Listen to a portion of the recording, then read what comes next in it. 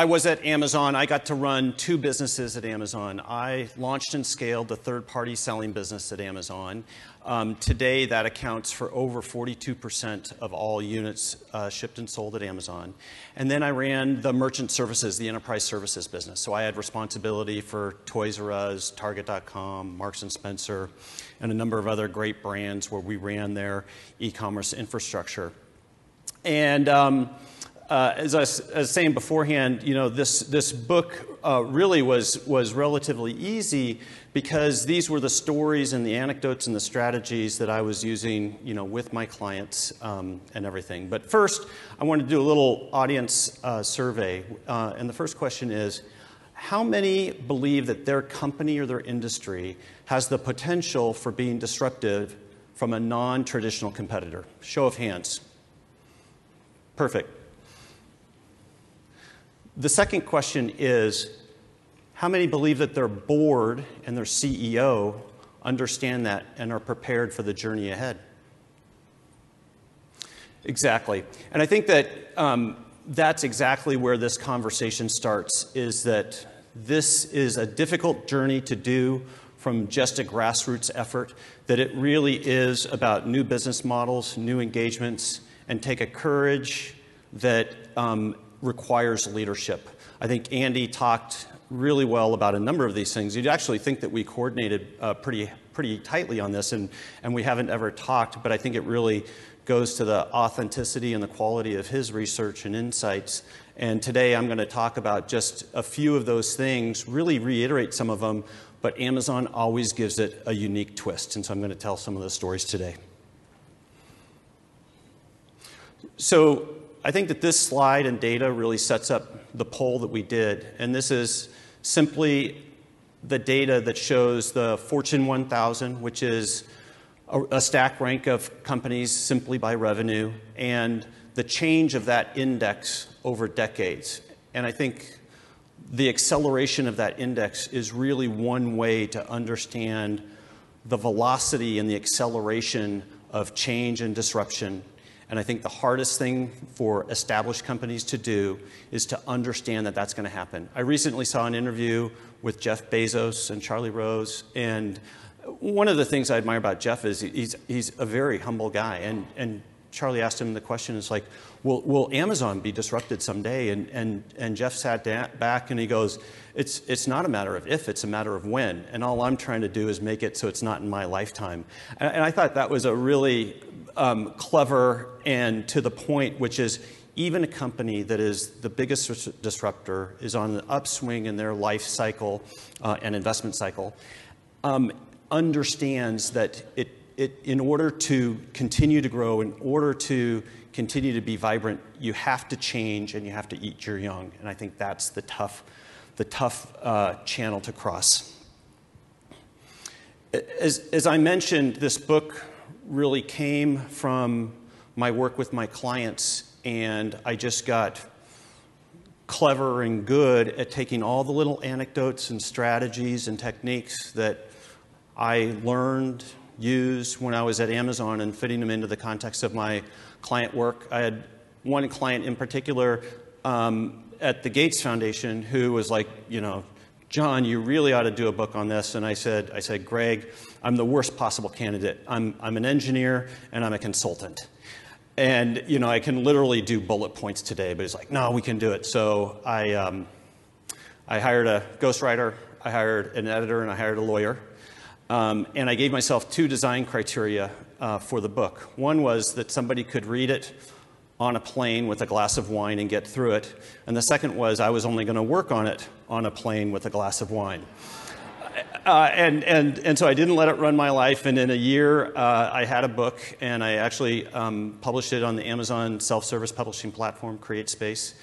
And so these are some of the stories out of that. But really, in a lot of my conversations, I get asked, like, how would Jeff think about this? And these are some of those stories. Most companies would say, I'm customer focused. I understand my customer. I make decisions on behalf of my customer. The key word in Amazon is the word obsession. And obsession means an irrational focus on something, right? It means kind of like a skewed focus on something. And truly, in everyday conversations and in everyday decisions and in everyday trade-offs, more than any place I've ever seen, is that you see the customer perspective driving hard decisions, driving the need to invent and simplify, and it's not a token phrase. One of the things people ask, like, how do we drive a change like this? How do we start becoming more customer obsessed? And one simple way to do it is to have a truly empowered voice of the customer program. And I think a lot of people understand what a voice of the customer program is. The key thing that makes it work at Amazon is that that leader, that group that runs the voice of the customer program, is empowered to put work and commitment on other teams. And I think that that's one of the things that I learned at Amazon is they use all sorts of excuses and mechanisms to avoid their organizational structure. And that's one of the things you heard Andy talk about is like design your organization by function.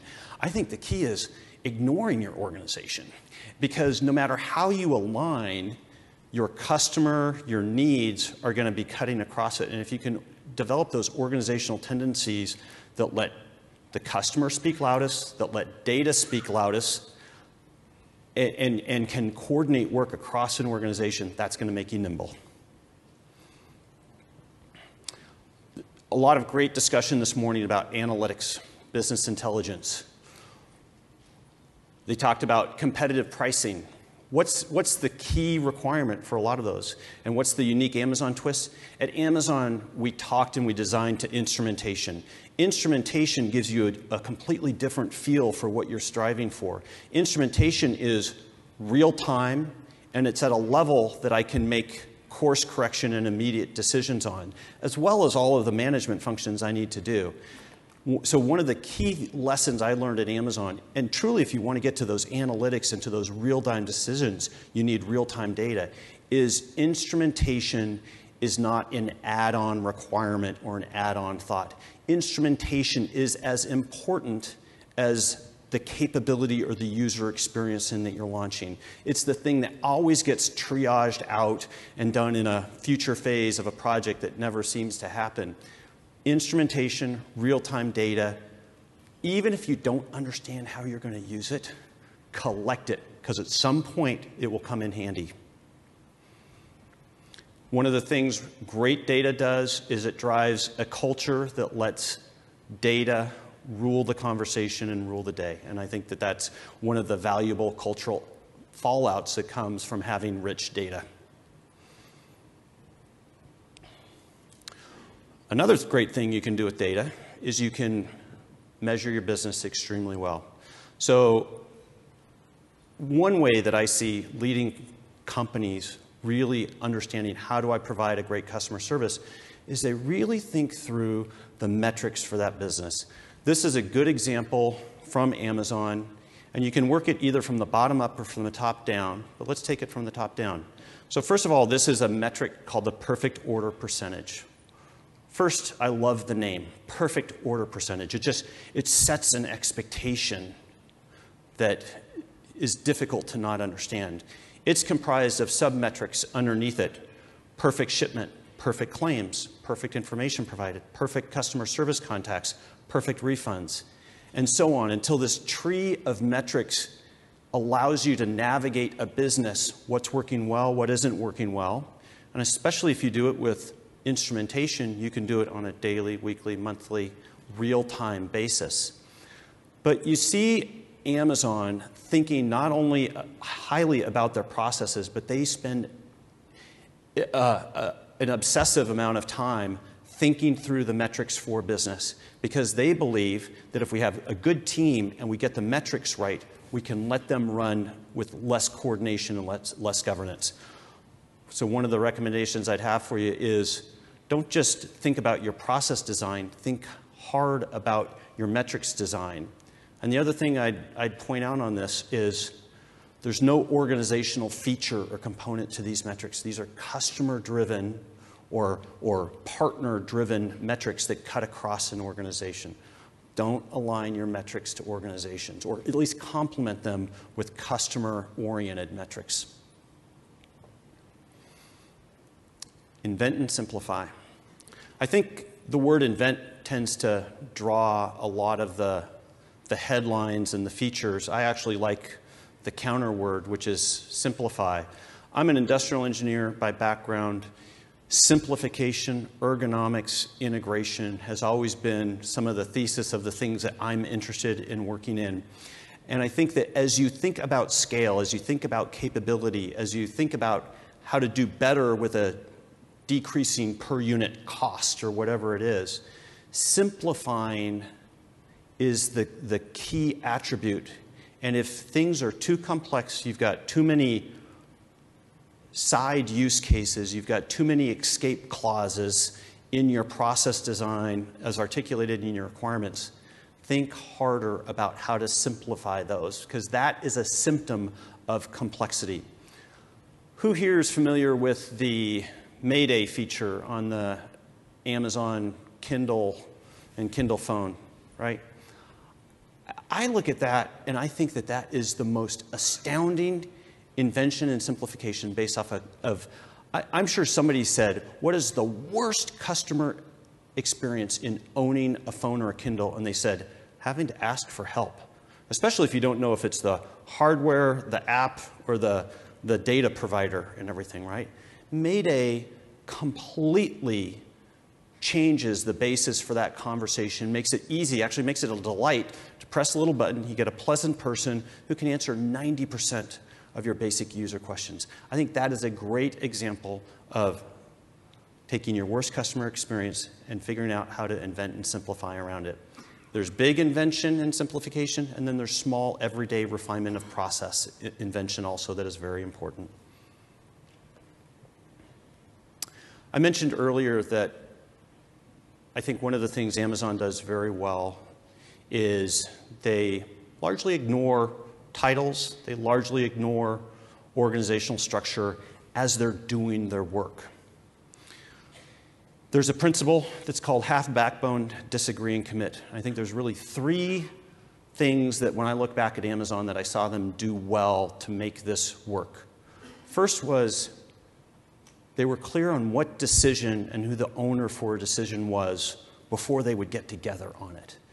That's just good meeting hygiene, right? Like, let's run a good meeting. Let's be clear on what decision we're trying to do and who the owner for that decision is. The second thing that they would do is because they would lead with data and customer insights, hierarchy, titles, being loud, pounding on the table didn't rule the day. It was the insights that you had brought, and they would have a healthy process to get that input, to have the appropriate time for the considerations, but they wouldn't admire the problem for too long. But then at the end, it was the organizational norm that because we know what decision we're making, because we know who the decision maker is, because we've had a healthy conversation led with data and customer obsession, that when they make that decision, they move forward. They don't have this passive-aggressive tendency of reworking, of agreeing, but not really agreeing and continuing to rework things. So if you want to be nimble, if you want to think like a disruptor, I think having this type of cultural norm in how we make decisions is really critical.